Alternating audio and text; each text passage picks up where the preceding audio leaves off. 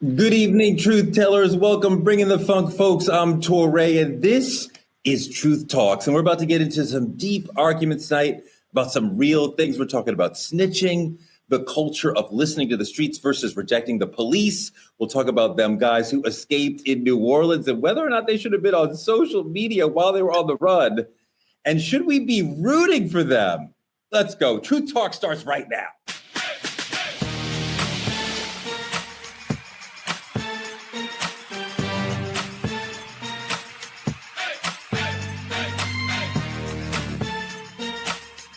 Are y'all ready to roll?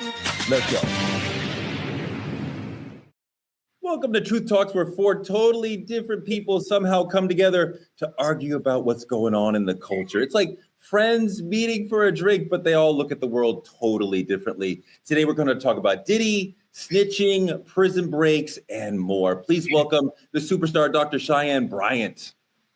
What's up, Truth Tellers? What's up, Dog Squad? Y'all know how we do. We're going to cover a lot of subjects.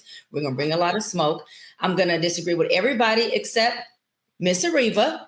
But hold on. And I'm going to shut Torre's ass down every single time. But anyways, Torre, you can carry on. We also have our special co-host this week, legal legend and media powerhouse, Ariva Martin, who went from Harvard Law to running her own law firm to being the president of the Special Needs Network. We're proud to have you on the show today. All right. I'm so excited to be here. And Dr. Bryant, bring the heat. I can handle it.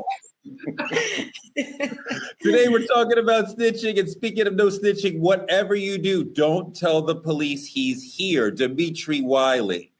Don't tell him. Please don't let him know. I am on the run, warrants, everything. Don't let him know. It's a pleasure to be here. Ariva, just looking at Dimitri, do you have any legal advice for him? Whatever you're doing, Dimitri, keep doing it, brother, because it is looking good and it is sounding better. No, Thank you, Miss Martin. Know you. All right, let's move into trending truths. This is brought to you by our friends at Hair Maniacs. Our first story, Diddy is still the biggest news story out there. Recently, the judge angrily told him to stop looking at the jury and making faces at them. He threatened to throw Diddy out of court. You're not supposed to sit there and make faces trying to sway the jury, but Diddy thinks he is the most charismatic guy and he can charm them and slide out of this. He used to say, "I'm going to make you love me." And it represented his attempt, his desire to try to seduce people and desire that I can just make people fall in love with me. If he's trying to influence the jury, it's because he thinks he can. So I think he's going to want to get up on the stand and testify at some point because he thinks he can influence those folks. Ariva, what do you think about Diddy trying to charm the jury and influence the jury from the defendant's seat? Well, first of all, let me say to Ray, hell no. He's not getting up and taking the witness stand. That is not happening. Anybody sitting around waiting for that, get over it. He would be annihilated on the witness stand. The cross-examination would be the most brutal cross-examination we have ever witnessed in the history of legal cases. And so much for this seduction. We haven't seen a whole lot of seduction going on. What we've heard a lot about is torture, is violence, is sadistic, is horrific. And I think what he's trying to do is intimidate the jurors, not seduce them, but send a subtle message that if you dare convict me of these charges, you may face what you've heard a lot of from these witnesses who have been absolutely positively tortured from his violence. Kudos, shout out to the judge that had the courage to stand up to him and to let his legal team know he will be watching this trial from behind bars if he doesn't cut it out. So I hope the jurors heard the judge loud and clear. Well, they weren't in the courtroom when the judge gave the admonition to the team, but the message is loud and clear. Cut it out, Diddy. Dimitri, I understand, though, like the entertainer Diddy thinking I can entertain and win over this one last audience and save myself. Yeah, absolutely. I think the thing about it is Diddy's been famous for being Diddy for so long that it's all he knows. Like you watch a dog in their natural habitat. If my growl or my bark has gotten me away with so much for so long, it's automatically what I'm going to resort to regardless of the room I'm sitting in. And that's exactly what's going on. Did he think since I've given people the stare or the glare or whatever it is, I can give it to anybody that it'll manipulate any situation, and that's not the case. Dr. B, we know he's got to be going through trauma and all sorts of things, but all we hear about is him in the courtroom, smiling at everybody, happy, mouthing, "I know you, how are you," to people in the courtroom who he recognizes. And I can see him winking and smiling at the jury and trying to be like, "Hey, I'm actually a good guy." Yeah, to Ariva's point, he's definitely trying an intimidation factor. He's trying to make sure that he implements fear into these people. He understands that these are everyday, normal folks who are on the jury, and he's believing that he can have this big time mogul intimidation on them. But this is the thing. Y'all have to remember, a narcissist is a narcissist no matter where they are. So you think that this guy gets in a courtroom and he's under intense charges like this, and all of a sudden the narcissism is going to become humbled, and he's no longer going to believe that, look, I can make this entire courtroom revolve around everything I want it to revolve around, meaning if I do give this person a look, they are going to be pooping in their pants. Come on now, this is epitome of narcissistic behavior. It doesn't matter where they are, doesn't matter who's in the room. They are going to try to use everything they can to make sure that room does what? Revolve around them. And for him, that means the jury is on his side. And I agree with Ariva. Kudos to that judge who said, listen, you may be a big dog in them streets, but you in my courtroom today. And so in my courtroom today, we will not have that or tolerate that, because I have a jury here who was here to bring justice. And that right there is going to manipulate and infect the justice that they're going to be able to bring based on some fear factor that you're trying to project onto these people. Ariva, you would not let Diddy testify if he was your client in a normal situation. But we have a situation where you have a client who is paying you a lot of money. He thinks he's in charge. He's going to say, I heard your advice. I'm going to do what I want to do. You can't, as his attorney, you can't like lay down in front of the tracks and prevent him. If he says, I want to get on the stand, there's nothing you can do as his defense. So what do you do from that stand? Because I think he might get on the stand because this guy is going to say, I can charm those people and I'm going to fight to the end. I'm not going to go down without a fight. Teray, you CYA, you cover your own ass, because when it goes south, and trust me, it's going south, he is going to then claim ineffective counsel. He's going to want to sue you for malpractice, and he's going to try to shift the blame onto his legal team. But no, you read him the riot act. You let him look at some of the testimony that has been given by these witnesses. You tell him all of the pitfalls that are going to happen. Maybe you bring in a Dr. Bryant or someone to help him understand that it's his narcissism, not his knowledge of court procedures or court cases, that is talking to him. And then if he continues to insist, you put him on the witness stand and you sit there and you watch the meltdown, you watch the takedown, and you watch what I believe would ultimately seal the deal for any conviction. I mean, hold on, Teray, because Ariva said something that was, Ariva, I'm going to steal it and I'll quote you. You said, it's your narcissist, not your knowledge. Ariva, you spitting gems. No, I love that, because it's that. It's no. It's your ego. It's your narcissist, not your knowledge. That was good, sis. I had to give you that moment. No, that was a bar. Well, thank you. I just learned about his narcissism listening to you. For sure. Look, Diddy's in jail at least until the end of this trial. Let's move on to our second story. Some guys who've been in prison for a long time and said, no mas, about 10 guys escaped from a New Orleans prison last month. Roll the clip. The Orleans Parish Sheriff's Office says the prisoners removed a toilet in this cell and cut a hole in the thin wall they could crawl through. The inmates scrawled obscene messages for the guards. One was misspelled too easy. Sheriff Susan Hudson. They were still able to exit the jail about 1:01 a.m. After breaching a wall behind a toilet in the jail. They were seen exiting a door on the docks where we normally bring in supplies, scaling a wall and running across the interstate shortly thereafter. The jailbreak wasn't detected until guards did a morning head count 7 hours after the escape. 9 total hours passed before the sheriff alerted the public. You got to go inside the facility to be able to see. They could have been anywhere. Then we had to first prioritize talking to victims to make sure they were safe. One inmate was captured hiding under a car in a hotel garage in the French Quarter. Among those on the loose are 3 accused of murder. Derek Groves was convicted in a 2018 Mardi Gras shooting. Police believe the escapees are armed and dangerous. There's 13 people charged with aiding in their escape, including one of the grandmothers of one of the inmates. Dimitri, God forbid you were doing a bid. Do you think your grandmother would help you if you were to escape? I'm gonna be honest. I love my grandma to death. She's my heart. Knowing my grandma, I'm going back to jail. My grandma gonna make me listen. I'm going right back. She's driving me straight back. And she ain't even gonna tell me. She gonna pray for me on the way back. I know my grandma. But if your grandma is the only getaway driver you could come up with, y'all got bigger problems than all of that other stuff. Right? You got bigger problems. One of the inmates while on the run got on social media. Let's take a look at what he had to say. So I'm asking please for help. Young boy, Meat Mills, people, LBL, you know what I'm saying? People that been through the system that know it's corrupt. Lil Wayne, Donald Trump, please, I'm asking for help. Reba, he's using the internet to plead his case. And of course, you'd like to see him do that through a lawyer. But if he feels like he doesn't have access to one or he doesn't understand and have faith in the legal system, this is a way of him speaking to the people about, like, I am being wronged. Well, the problem is ignorance of the law is no defense. So his ignorance of the law is not going to save him. And he's facing some very serious charges. Look, what he's talking about is the inequities in our criminal justice system. He's calling on folks like Lil Wayne, even Donald Trump, saying, help a brother out.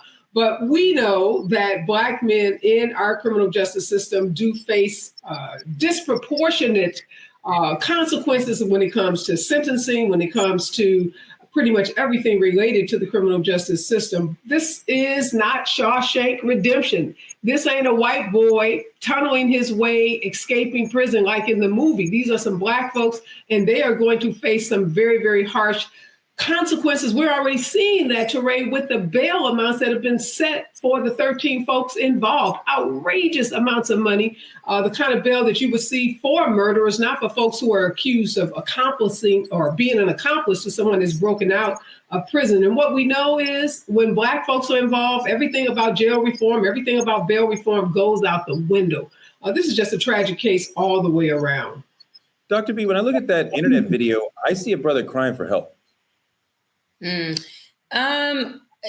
the looks of it, all them brothers was crying for help, and they cut a square out in the bathroom and created their own damn help. To be honest with you, even though it's wrong, they did the crime, they're supposed to be in there serving their time. I'm going to be honest, there was something very liberating for some reason about these brothers getting out and being free. And again, I'm not condoning crime. I'm not condoning that. Right. I feel like this is the employment at this institution's problem. Now, these brothers are in jail. They want their freedom. How are they able to escape, make that much noise, be on video, be on camera, for however long it took for them to cut this hole and escape without anybody saying, oh, wait a minute, we got some inmates that are now have escaped. To me, that is not an inmate problem. I'm going to say this, a criminal is going to be a criminal. Meaning, if you put me behind bars for committing a crime, something such as murder, you think my Black ass is not going to drill a hole anywhere to get him out here? To think that I'm just going to get caught to come back and just do more of what I was already doing, which is time?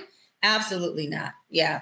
Well, let me just say this, Teray. Look at what these criminals have done. They now have involved their family members, even grandma, the grandma that would send Dimitri back to jail. They are now facing very serious charges. I totally disagree with the bail amounts that have been set for them. But one thing about a criminal being a criminal, Dr. Brian, is they will get everybody around them in trouble. So here's some poor grandmother that's got to hire a lawyer facing felony charges in Louisiana. So she could be spending 20, 30 years herself in jail just trying to help her, what I'm going to call her sorry ass grandson.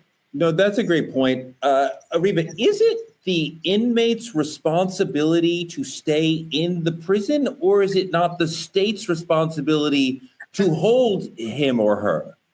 Oh, clearly the state failed. Clearly employees of this prison failed. And there are going to be heads that roll. I'm sure there are going to be lots of folks that get fired, lots of folks who are investigated. Of course, it's the responsibility of the prison to keep people incarcerated. But these criminals Some convicted of murder, very serious charges, out on the streets are a danger to that community. And again, I go back to involving their family members. If somebody knocks on your door and they've escaped from prison, don't answer the door.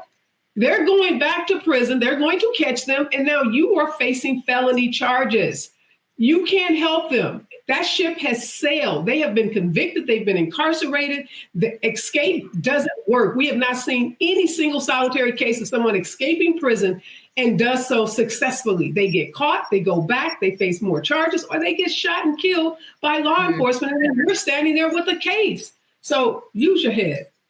That is amazing free advice. We feel, and we're going to get into this more when we get into snitching, we feel like anti-police, and we're going to help them because of our relationship to them is we're rooting for everybody Black and anti the system and the man. But like Dimitri's grandmother is risking her freedom by helping him escape, even for 1 second. Not mine. So, you know, it's not fair to our family members to pull them into the system when they didn't do anything wrong. They're just trying to help us out of love for us. Moving on to our political segment. Oh, I love this story so much. Trump and Elon's feud on social media. We all saw it coming. The girls are fighting. It's the breakup of the year. The bromance is over, and the cat fight is glorious. Roll the clip, please. Elon and I had a great relationship. I don't know if we're well anymore. It's sort of Trump derangement syndrome, I guess they call it. But we have it with others, too. They leave, and they wake up in the morning, and the glamour's gone. The whole world is different, and they become hostile.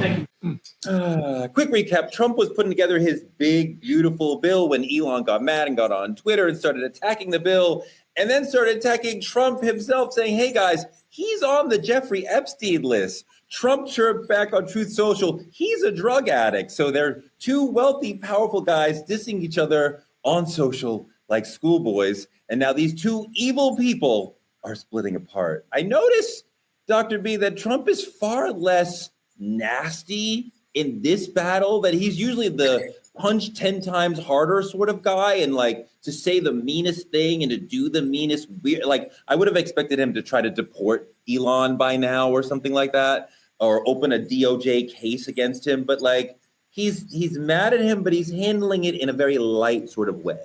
Yeah, well, this is my thing. You know, there's some people who believe this rhetoric and they're having this, you know, this brotherly fight of they really dislike each other. I also think that these two dudes could be role playing. This could be a part of their plan. This is what they do. You know, let me explain what there's a difference between politicians and elected officials. Elected officials is there to be of service to the people. A politician does politics, which means you have folks like Elon that come in, and you have people like Trump who are going to set up policies and set up legislation and set up plans and set up contracts so that his buddy Elon can win, like Doge and other things. That's called pay to play. That's politicking. And then once he gets what he wants, Elon Musk gets what he wants, then guess what? He exits. There has to be an exit strategy. He can't just say, well, by the way, I got my Doge contract. I got my billions and my millions. And so guess what? I'm going to just walk away from here peacefully, because that gives away the fact that Trump was there just to make sure that this guy got the money and the power that he wanted, which was really more money. So I believe they can be setting up this role play of we're having this problem. Elon is just throwing out narratives that we already know about Trump. Oh, he's on the Einstein list. Okay, we already know that Trump got in office because Elon really pushed that through and really was big when it came to paying people to vote and register to vote for Trump. He already put out a big campaign. Ariva, Trump is definitely not on the Einstein list, but Elon teased that he should start a new party for what he called the 80% of the country in the middle, which is kind of a really interesting idea. And it lets you know some people will understand the idea that there is a power in speaking to the middle and the moderates rather than the diehards on the left or the right. Do you think we need a third party? We don't need anything from Elon Musk, but for him to go somewhere, sit down, shut up, and hopefully never, ever be seen or heard from again. And let's be clear, Teray, let's do a little fact checking here. That 80% number that's referenced, that's not 80% of the country. That's some bogus poll done on X by Elon Musk. And remember, X, formerly Twitter, without any fact checking controls, without any fact checking for those white supremacists that dominate that platform. Now, that's 80% of folks that responded on his X poll. So that is not 80% of America. I'm sure I didn't answer that poll. I don't think anyone on the show did. No, we don't need Elon Musk talking about starting a new policy. He knows party that is. He doesn't know anything about politics. He's wrecked the government. He's been the force behind the layoff of thousands of workers for the federal government, mostly Black folks, mostly Black women. So I don't think we should be taking any kind of advice from Elon Musk, and definitely not political advice. Dimitri, she's totally right to be that I don't want Elon as part of I don't want to be part of a third party that Elon is part of. But are you interested in the option of a third party that represents more of the middle rather than the MAGA right and the progressive left? You know, the thing about it is, I honestly feel like to some degree, I'd be open to it, just some degree, because it doesn't force you to have to pick a left or a right or jump completely this way or completely that way. But the thing about it is, if you really pay attention to it, the middle has always been the deciding factor. It's how far I can sway that middle party. So the thing about it is, it may actually help to put a third party on the table. But again, like Ms. Martin said, if anything here is Elon Musk's idea, I'm solely against whatever he is doing. So yeah. No, I'm definitely against any idea that Elon is about. I wonder if a third party that is located on the middle, the moderate, can possibly get the sort of excitement and energy that a party that is representing a very progressive or a very conservative idea. As when you go more to the edge of the political spectrum, you have people who are more passionate about those ideas. So they are more likely to vote, more likely to come out, more likely to donate. In the middle, Ariba, I don't know that you can find the same level of passion to compete with people who are supporting the edges of the spectrum. Toure, it's a false choice. Where are all these people that are in the middle? People have already picked a side. So this whole notion that there's 80 million people or 100 million people or even 10 people in the middle is false. You and I, everybody on the show, all of our audience, people know what they believe in. You believe in good government. You believe in democracy. You believe in creating opportunities for people to rise up from their circumstances. You believe in fairness and equity, transparency, all of those things. And if you believe in those things, it doesn't matter if you're a Democrat, a Republican, or this so-called third party. So who are the people who are going to start this third party and not become skilled career politicians, the same people that you hate now in the Democratic Party and in the Republican Party? They are going to be the same people leading this so-called third party. So I say, get over yourselves, people. Pick a side. Either you're with us and want to save this democracy as Democrats, or you want to take this country back to the 1950s as the MAGA Republicans. That's it. That's the part. A lot of people are making just that choice. Some Black people are saying, hey, let's go back to the 1950s. I find for Black people, it's hard to have a real political choice, Cheyenne, because it's like the Democratic Party, the Republican Party is overtly racist. So then we may be critical of the Democratic Party, but we're like, well, we can't vote the same way as the Klan. Yeah. Toure, so Elon's asking for an independent party that he's saying doesn't exist. It already exists, idiot. Okay, the independent party is the Green Party and the Libertarian Party. What are we talking about? But these are not viable parties. He wants to have a viable party. Well, from what I read, he was saying he used the word we need to have an independent party. Maybe he used the wrong word because he's not educated on or versed on what he's talking about, which wouldn't be the first time we hear Elon be non-versed and uneducated about what he's talking about. But what I am saying is that I'm a Democratic, but what I do like about the independent party is they don't vote per party. They vote per policy, per legislation, per idea, per what works for them in their community. That is what does separate the independent party from having to choose either Dem or Republican to say, hey, because I'm a Dem, I'm going to vote this way. There's oftentimes that people do that. I know me as a Dem and being a Democratic, California Democratic delegate for so many years, there have been some other policies that weren't within our party that I felt like, damn, I would vote for that. But guess what? I'm blue. I'm a Dem. I do believe the independent party keeps people independent from voting just from party. And I think that causes an issue when you got folks who believe, because they don't have all the political education to know, listen, you can be registered as any party and you can vote for any policy, any legislation. You're not tied to that party. I think that's education that we need to give, which is called voters education, to people to say, listen, no matter who you register with, you have the right to vote for what works for you, your family, your community. That is one thing I can say the independent party does represent. Does a policy work for you? Or are you just voting because you're blue, or because you're red, you're Republican, which doesn't make for a good vote? Hey guys, chime in the chat and let us know how you feel. Do you want to see a new third party? Do you? I imagine you probably don't want to see it run by Elon Musk, but if there was a viable third party option, would you like that? Okay, let's move on to our main topic, which should be kind of spicy since that we have a California super lawyer here. And our main topic, we're going to dive into a very deep and important idea, snitching in the Black community. To some people, that means if we committed a crime together and I tell on you, I have snitched on you. Okay, I think everybody would agree with that. But to some people, it means you don't speak to the police about anything ever, period. Even if you have a serial killer living next door to you, you don't ever talk to the police. I'm not sure if that is snitching, but to a lot of people, that is considered snitching. Even if you're not in the life, you should be respecting the underworld code. When Kid Cudi testified against Diddy under subpoena, so he was forced, was that snitching? Young Thug tweeted that it was. Dimitri, I'm not sure that Thug is understanding this whole game right. You know, Thug is part of that younger generation in which I can speak for.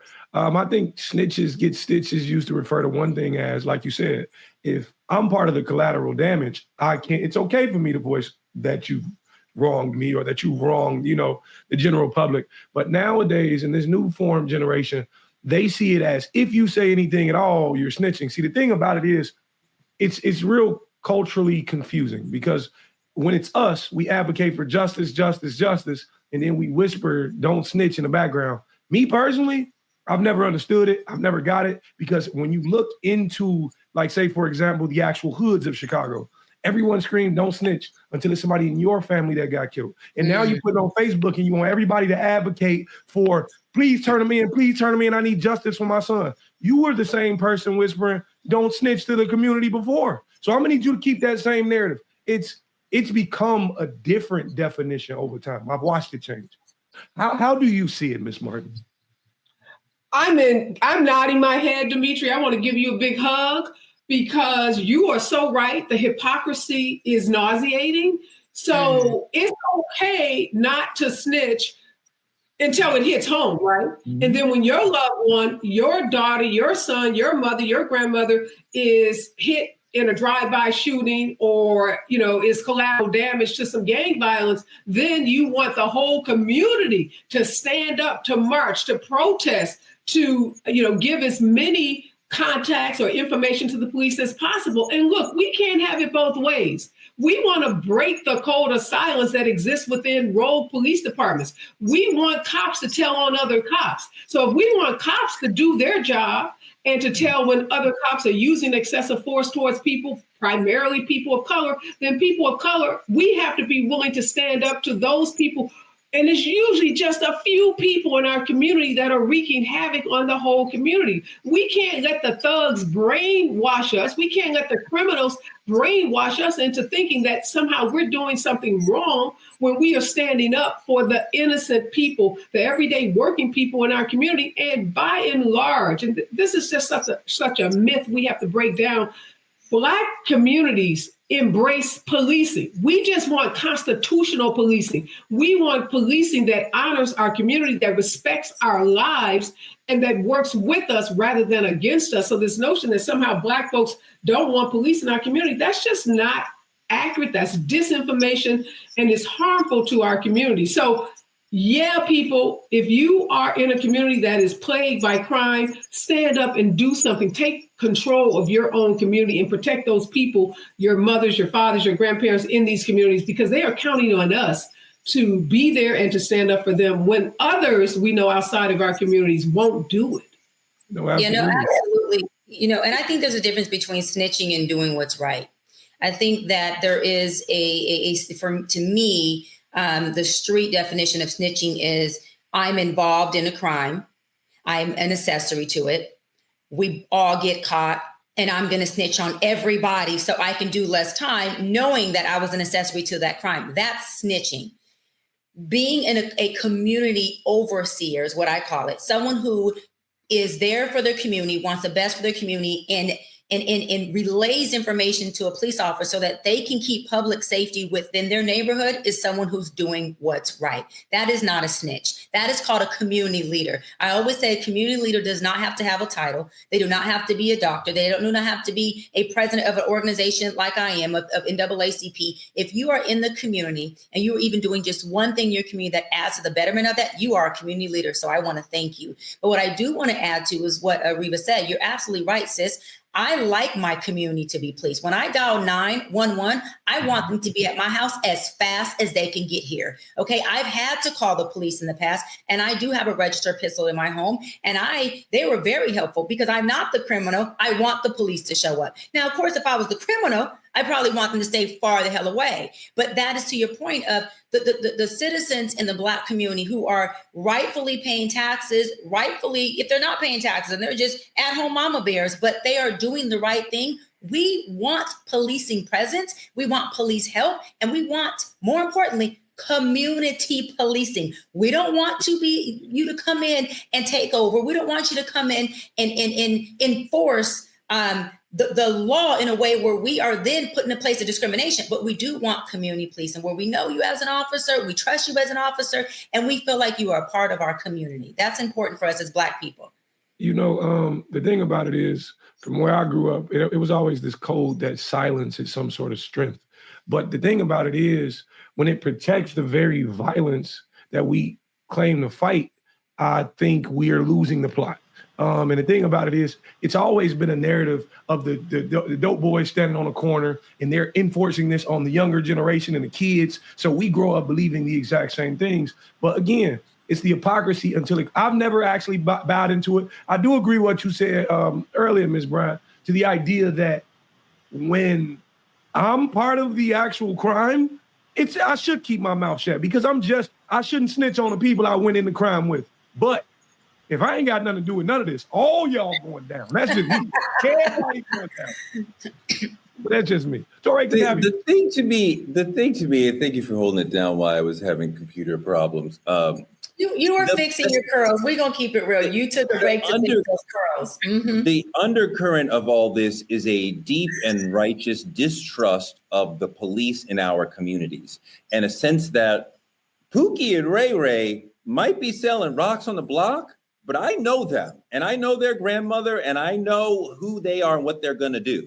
I don't know what that officer who I've never seen before is going to do and who they're going to beat up and how they're going to treat us in this community. And they feel like an oppressive force in this community. And to the notion of helping them seems anathema, even though I'm like, hey, we do deserve a crime-free community, but I'm not helping the pigs. Under no circumstance am I helping the 12. So I'm caught between, I feel safer, especially in New York City, I feel safer around the criminals of New York than NYPD. I'm definitely not helping them. So I'm sort of trapped. Reva, as a community member, I don't know how. I was going to say, you're hitting on some really, really important points. Look, this whole notion of, cooperating with the police, being an informant, it even goes back to slavery days, because we know during slavery, Black folks who were enslaved were incentivized to tell on other enslaved people. So if you were that enslaved person that told on the other enslaved people, maybe who were trying to escape, then you would get some kind of perk. So we've seen white folks use Black people in ways to be disruptive and to be harmful to our community. That's real. And just what you just talked about, Teray, in terms of the police and how sometimes calling the police can end up in more harm to a community than good. All of those are really important points. But you also said Pookie and Ray Ray. Let's be real. Pookie and Ray Ray are also wreaking havoc on our community. They're standing on that corner. Oftentimes they're pushing drugs to young people. They're pushing drugs to students. Oftentimes they are enlisting young people into gangs, into a life of crime. So let's not act like what they're doing is somehow righteous or good for the community. So this is a really complex issue. I don't think there are any right or wrong answers. We obviously want to protect our community. We want to make sure our community is safe.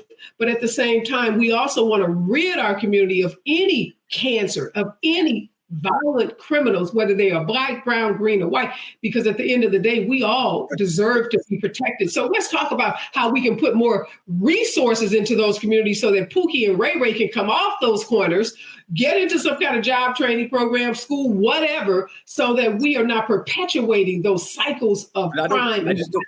I don't want to have that conversation and just assume that Pookie and Ray Ray are the only criminals in the conversation. Because the pigs in blue are also criminals in this conversation. Toray, I was just about to say that, Toray. I was just about to say that. A couple of things. You said there's a group of folks in our community that feel like, look, I don't want to tail on Pookie and Ray Ray because I don't want to give the pigs any information. I don't even like these pigs, me and the police officers, right? I don't even trust law enforcement. Whose fault is that? That's law enforcement's fault. You don't community police us. We don't know you. We don't trust you. When you're talking about a police brutality on a community where people are seeing it in their community, then we're seeing it on television, which is secondary trauma. You want us to trust you. You want us to tell you stuff. You want us to give you information. And then after we tell you something, you go back and tell the exact people that we told on that we're the ones that told. So there can be even more Black on Black crime. We can't trust you. And second, I was going to say is let's not act like Pookie, Ray Ray, Dante, Kiki, whoever else you want to call them or name them are the only criminals. You have a lot of law enforcement who are being paid to play. Look at the Diddy case. You got a lot of law enforcement that are turning the cheek when they're seeing drugs being sold in our community, when they're seeing somebody being shot, when they see gang millers in our community. It's not some who's turning away. It's ACAB. All of them. But this is the thing, Toray. Hold on. Guess what? They're in pay to enforce the law. We are not. We are paying for them to do their job. And so when you put that job on us as a community to say, well, you guys should be there policing your community. Well, hold on. If I'm an at-home mother, I'm doing my job. If I'm a teacher, I'm going to my place of employment to educate my students. If I'm a person who travels or an attorney or doctor, I'm doing that. You get what I'm saying? So my point is, I think we're having two different conversations. I'm sorry, I think we're having two different conversations here. I think we are all in total agreement that there are rogue police officers that need to be removed from police departments. There are some police departments that I believe need to be. No, ma'am. Let me stop you, ma'am. You said there are some rogue police officers. It's ACAB. There is a system of policing that places. I was saying that the whole thing the U.S. needs to be dismantled. The whole policing structure is flawed from the core. Bylaws. Their whole bylaws. Whole policing structure that is flawed from the core that needs to be torn down and rethought, restructured, reimagined. So I'm not suggesting that police are the good guys in this scenario, but we're talking about crime, crime in Black neighborhoods, crime in any neighborhoods, not just crime in Black neighborhoods, but we were talking about snitching and what is the definition and how do we deal with crime in our community when we know about it? Are we as citizens, do we have a responsibility to come forward and help police? And the first to say, very complicated, very complex. It ain't an easy yes or no answer to this because some police know you wouldn't want to call them to help you get your dog out of a tree or a cat out of a tree because you can't trust them. And they got to create a safe space for us to go, Demetria. I'm going to let me go. You got to create a safe space for us to do that. Their job is to police us, to create a safe space, and to make sure that they are a part of our community. I'm not going to feel safe, Ariva, to tell an officer something who I know doesn't even respect me in my own community. I said this in our other episode. If you don't have culture competence of the people you serving, keep your ass out of that service position because we deserve to be respected. And maybe then we will have a relationship and not just a transactional relationship with you where we can trust that we are safe when we are telling you things that can help our community. You know, in all actuality, as I'm hearing it, And I'm thinking back to my childhood and the way I grew up and everything like that. This is less about the police than we're making it. This is a quote that an agenda we push in our own neighborhoods. The thing about it is that Pookie, that Ray Way, all of those people we discussed, I grew up with a ton of those. I graduated grammar school with them. They was over my house. We became family, XYZ. I know those boys standing on that corner. Regardless or not, I see the problems with them. It's almost like the devil you know versus the devil you don't. Which one am I going to live with? And the truth is, we choose to live with what we know. In living with what we know, we just not going to turn them in and send them to jail. That's the reality of the conversation. The conversation is, I'm comfortable here. And the thing about it is, as long as I'm comfortable, I ain't opening my mouth to help people I'm comfortable with. It's not happening. And that's the agenda in the neighborhood. Hold on, there's another aspect. There's another aspect of all this that I want to add in also, because there is a tremendous amount of snitching actually happening in this world, especially from folks who are telling us to not snitch. There's another aspect, the confidential informant who is sharing information about criminal activities with law enforcement all the time, quite often for money, quite often to stay out of prison themselves. They are talking with a benefit. They are quite often immunized. Some of these deals are just like backyard deals between one CI and one cop. Look at this little video. That's what I'm trying to tell you. Then this guy would be calling us. Who? Detective Smith? Detective Smith? He don't know you here. But I'm trying to tell you, I'm working with y'all, bro. All right, look. Are you working right this second? Right now! I work for you guys for the rest of my life. What are you talking about, bro? Just relax, guy. Look. All right, I know who he is. Dead. All right. I'm being dead. I'm telling you right now. And I'm telling you right now, I've been talking to him all right now. I'm telling you right now, I got to give him 10 guns on Thursday, man. I don't know anything about that. Look, this. I talk to him all day long. I don't have my glasses, guys. Ariva, this is a really complicated area of the law. This man lives in the community and he is paid by police to talk about what he sees and knows. And, those guys have guns. Those guys are dealing drugs. And he's hanging in the community like, hey, I'm one of you guys. And he is the cops living amongst us.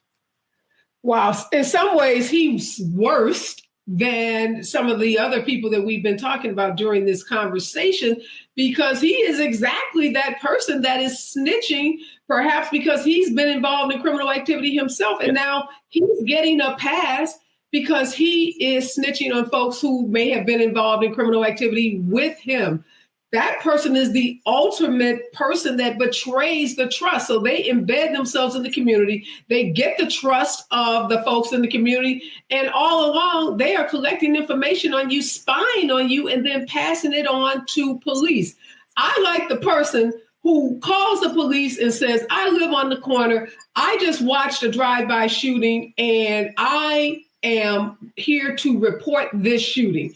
I like that person. That's the community leader person that Dr. B is talking about. I don't think she's talking about this guy that's getting paid and embedding themselves in the community and betraying the very people that are trusting that person, making them a friend, making them a neighbor. I don't know. I got problems with that. Well, Doc, Ariva's absolutely right. If you see a drive-by, you probably should call the police. But a lot of these calls are like, I see a suspicious person, and that person isn't necessarily doing anything. And yet somebody is dropping a dime on them, and now they have a problem when they weren't even doing anything. Hooray. This is really pissing me off. And I'm mad that y'all keep making me the angry Black woman on Two Talks, okay? This is pissing me off. Let me tell you why. Because you're telling people what they should do in their hood, in their inner city, in an area where the crime rate is at an all-time high. That is no type of understanding, culture competence, community competence for these people. It's easier, stop. It's easier to tell somebody from the outside looking in, go and snitch on a drive-by, go and snitch on Pookie and Ray Ray, and go back in that neighborhood and live there when your life is at risk. We also have to look at these people and understand these people, we're not talking about the guy in the video, these people have to live in the area that they're also snitching in. So sometimes they have to know when to hold and know when to fold. Sometimes, to Ariva's point, if you're the old lady who lives on the corner, who we all know you always call the police, she's safe. Usually they don't deal with kids and older women or, old folks. They leave her alone. But if you're this 25-year-old dude who's just trying to go back and forth to school and college and make a living and make it out the hood, then maybe you should keep your mouth shut, because that may put your life at a higher risk. We have to be very sensitive to a living condition of people who we are telling them to do something that could really be detrimental to them and not contribute to the community. Dimitri. Tori, it's two things to note in this case. I want people to pay very close attention to how they don't want to believe this man. Like, please look at this. He say, I ain't got my glasses, I can't XYZ. He may just be telling the truth, right? Let's just say he is telling the truth and he in the culture and he's the snitch of the culture. Okay, I don't agree with it. That's first off, because first, you could have got your ass a job in law enforcement and been a goddamn undercover police officer, but that's not what the fuck you did. You'd rather sit where the people are, you claim to trust every day, help them commit a crime, and then get them put in jail. That's fucking ridiculous. But the most important thing is how they don't want to believe that man, because at the end of the day, you're still seen as a criminal, buddy. I don't know what you think you're doing, bucko. Second thing to note, please understand, this is social media. This is now global. So that thing you were hiding, your face, when you took that mask off, you just exposed yourself to your whole neighborhood. I'd be surprised from where I'm from if that man is still alive. Ariva, there's also a whole other side of this too, because the police tell each other not to snitch. They have the blue wall of silence. They are not supposed to comment or critique each other publicly. Is that not the same thing as no snitching? Look, Teray, I'm so happy for the invention of the cell phone and the cell phone camera, because that's disrupting all of this blue wall of silence. We have seen it in case after case after case. Some street corner journalists standing there with a cell phone that is recording the actions of police, oftentimes the abusive, the excessive force, the unconstitutional policing. We can think of case after case where police have been caught on camera, stories that would not have ever seen the light of day, police who would have never been prosecuted, but for those journalists taking those cell phone videos.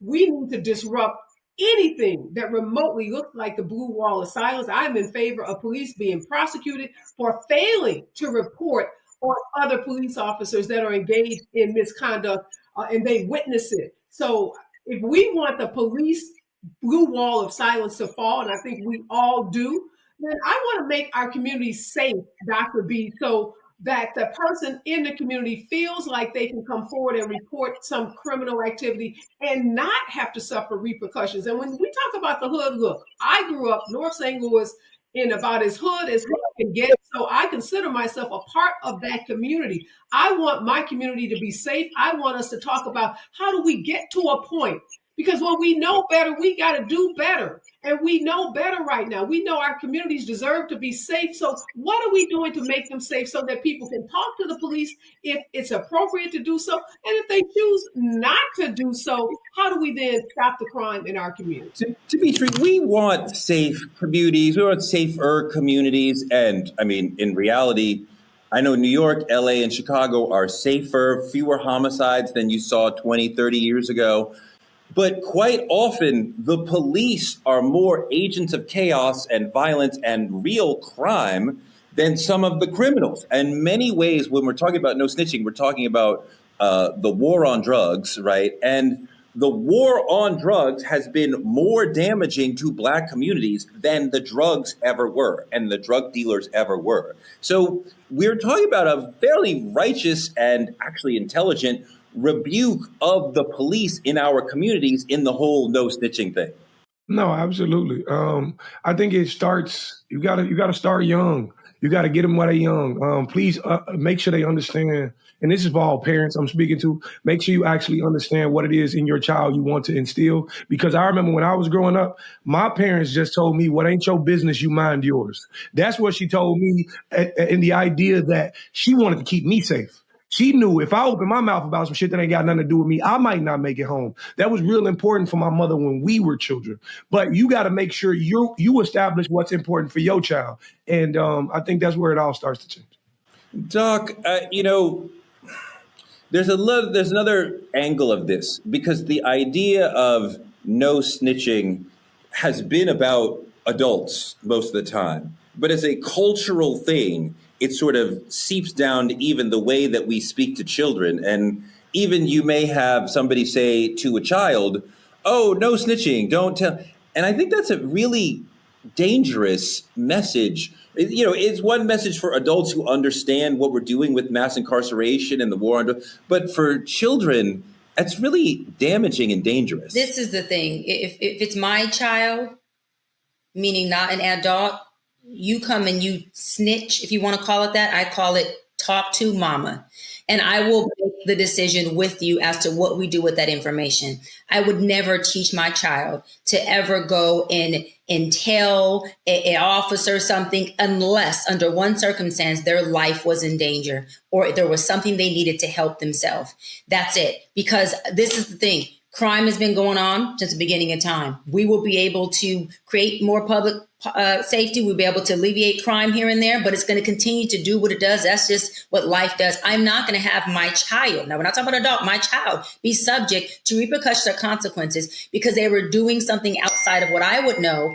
And just because they feel like this is what's right and this is what would help, I'm not doing that. I'm not putting their life at risk because at the end of the day, if my baby has an issue or goes to jail or gets shot or gets killed because of this, guess who has to deal with it? Oftentimes, it's not going to be the folks whose family they helped who's going to be helping me and my child. So I think there's a difference between snitching and doing what's right, Torre, but I would tell my kids, and I would even offer parents to tell your kids, you should be the point of contact for your child. You should be the point of contact and you help them figure out, navigate circumstantial, what makes sense for that particular circumstance. Because we know, and I'll end on this, that unfortunately, we can't even trust a lot of times law enforcement with our babies, with our kids. Our children have been harmed and have been shot and have been in crossfires with law enforcement many times. And it's not safe. It just really isn't. No, you're absolutely right. I want to get you guys just a quick final answer as we wrap up. But the police brought this on themselves by the way that they have violently and oppressively policed our communities for decades. So the notion that we have a deep distrust of the police, that we would rather support the criminals than help the police clean up our communities, because we understand that the police themselves represent crime and fear in our communities. That is their fault. That is not our fault. I don't look at no snitching as some sort of character problem for Black people. That is Torre, whose fault is that? Whose fault is that? The police have been behaving in our communities for a very long time. And I just want you to say whose fault it is so that everyone in the chat who's going crazy right now and our folks who watch us understand whose fault that is when we are not being policed right. We are not created a safe space. We can't tell, we can't call, because there's times folks have called in their community. Guess what, Torre? They end up in jail. They end up being the one that comes in, and now they're all of a sudden running their license, running their plate, when they're the ones that call because they're the victim to the crime. How did I end up in the back of the car when I'm calling for your help? Yeah. There's all sorts of ways that the police make our lives harder and that they prove to us over and over again that we cannot trust them. Ariva, I'm sure you've seen this in your work 100 times. We cannot trust the police. So, of course, we're going to have a communal response like no snitching. Dimitri, this has been going on in our communities for decades. This is an old thing. I'm sure that the no snitching ethos comes to you, passed down perhaps from your fathers or your uncles or your father or people older than that. Like, this has been in our community for a long time because we feel like we know we've been getting mistreated by the police. This is a fairly obvious response to that. Absolutely. But this is what I like to question for the people in the comments or for the people at home watching. If snitching is betrayal, what is turning a blind eye to murder? Like what is it? And the thing about it is right now, I want you to drop in the chat that time in 3rd grade when that little boy took your chocolate milk. I want you to, every time you kept the truth to yourself, I want you to drop it right here in the comments because it's gone too far. Please teach them kids. Please teach everybody that the actual justice can never be found if we're not out here advocating for it. So, but I mean, again, we're when it's a drive-by or a murder, or a rape, like obviously we should get involved and help people.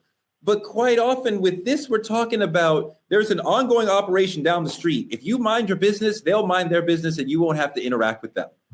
Or this person who's calling thinks maybe they saw something, but they're not sure. And now somebody who was doing nothing has a police problem, right? And we know when the police show up, it's 50-50 as a Black person, whether or not you're going to survive that interaction. So to me, the whole notion is let's have Black people have fewer interactions with the police, period. And I will take my chances being in proximity to criminals rather than being in proximity to the police. Well, that's your personal opinion, Teray. There are lots of people who live in fear of criminals and police. So I don't think it is a choice. And most people, if they had a choice, they would say, I don't like either. I don't want to be in proximity to criminals, and I definitely don't want to be in proximity to cops that may shoot me, may abuse me, may violate my constitutional rights. What I want to be is safe in my communities. And what is going to allow me to be safe in my communities? And that means free of criminals, and it means free of police, the police departments that we have now in this country that were built on slave patrols, police that were built to, suppress Black voices and to oppress Black bodies. So I don't like the choices. I want a whole nother choice. We talked about an independent political party. I want a third choice. And I want that choice to be my safety, the safety of my family, and the safety of my community, not with criminals and not with police that are basically slave patrols. We have for tonight, and that's a brilliant point. I want to leave it on that. I love that. Thank you so much for bringing it back to that, Ariva. Like, comment, subscribe on our YouTube channel at Truth Talks Live. Continue to watch us simulcasting right here on the Black Star Network after Roland Martin Unfiltered. Support Black media at Cash App, at Truth Talks Live, or any of the links on your screen. Support us also by advertising with Truth Talks and reach our over 10 million viewing audience on all our social platforms. Dr. B, they can partner with you as an influencer by visiting truthtalkslive.com and become a VIP member of the Truth Lounge and click on Doc Squad's room. Dr. B, what will they find in your VIP chat room? They gonna find safe space, but they won't find no snitches. But what I will say is that y'all can come to my room and you can tell me all your stuff, and what goes on in the Doc Squad room stays in the Doc Squad room, because we won't be snitching on y'all in that room. So have it your way. Have it your way. Black media is under attack. Keep supporting us by telling a friend to tell a friend to watch Truth Talks every night, 8 p.m. EST, 8 p.m. PST on the West Coast. Listen, y'all, join us Monday through Friday, 8 p.m. Eastern, here on Roland Martin and on our YouTube. But y'all, again, I'm only going to say it one more time. Well, maybe 5 more times, Monday through Friday at 8 p.m. Eastern. Subscribe. And we want to hear your opinions, your thoughts in the chat. We don't care if you disagree with us. We want to hear y'all in the chat. Drop that lovers, drop that Doc Squad. Ariva, love you, girl. You were great this segment. See y'all next time.